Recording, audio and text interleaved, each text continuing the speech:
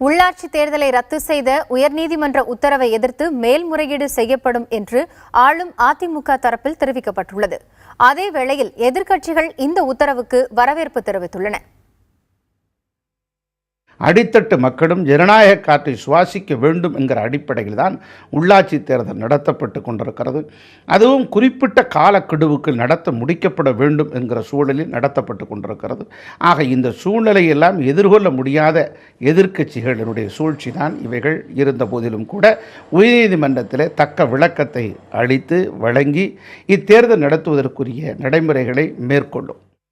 மாநில ஆளுங்கட்சிக்கு ஆதரவான சில நிலைப்பாட்டுகளை எடுத்துவிட்டு தேர்தலை அறிவித்தார்களே தவிர எதிர்க்கட்சிகளுக்கான வாய்ப்பு கிடைக்காத அளவிலே எது பொது தொகுதி, எது மகளிருக்கான தொகுதி, எது தாழ்த்தப்பட்டவர்களுக்கு பழங்குடியினருக்கான தொகுதி என்பதையெல்லாம் முதலிலேயே அறிக்கையாக வெளியிடாமல் தேர்தல் நேரத்தில் அறிவித்த காரணத்தினாலே எதிர்க்கட்சிகளுக்கு வேட்பாளர் தேர்வு செய்வதிலே உள்ள சங்கடங்களை எல்லாம் உணரவில்லை. இது ஒரு சார்பு போக்கு என்று நாங்கள் நீதிமன்றத்திலே தொடுத்த வழக்கிலே இந்த தீர்ப்பு வந்திருக்கிறது. எஸ்டிக்கான ஒதுக்கீட்டை வழங்காமல் தேர்தலை அறிவித்தது, போதிய அவகாசம் இல்லாமல் அவசர கோலத்தில் அறிவித்தது, இதெல்லாம் தவறு என்று எல்லா அரசியல் கட்சிகளும் சொன்னோம், எதிர்கட்சிகள் எல்லாம் சொன்னோம். அதை உயர்நீதிமன்றம் இப்போது உறுதி செய்திருக்கிறது. எனவே தமிழக அரசினுடைய இந்த அறிவிப்பை உயர்நீதிமன்றம் ரத்து செய்திருப்பதை காங்கிரஸ் கட்சியின் சார்பில் வரவேற்கிறேன். இப்பொழுது தேர்தல் வழக்கு வந்தாலும் தேர்தல் வழிமுறைகள் ஆரம்பமாகிவிட்டது.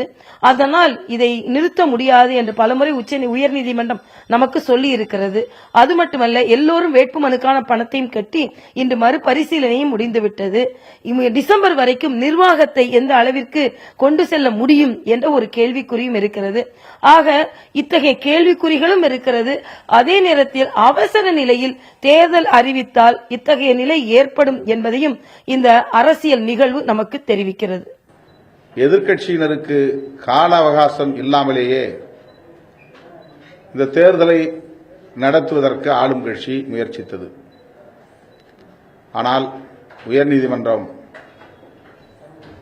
ஜனநாயகமற்ற இந்த நடைமுறையை உணர்ந்து கொண்டு இந்த தேர்தலுக்கு தடை விதித்திருப்பதை விடுதலை சிறுத்தைகள் வரவேற்கிறது.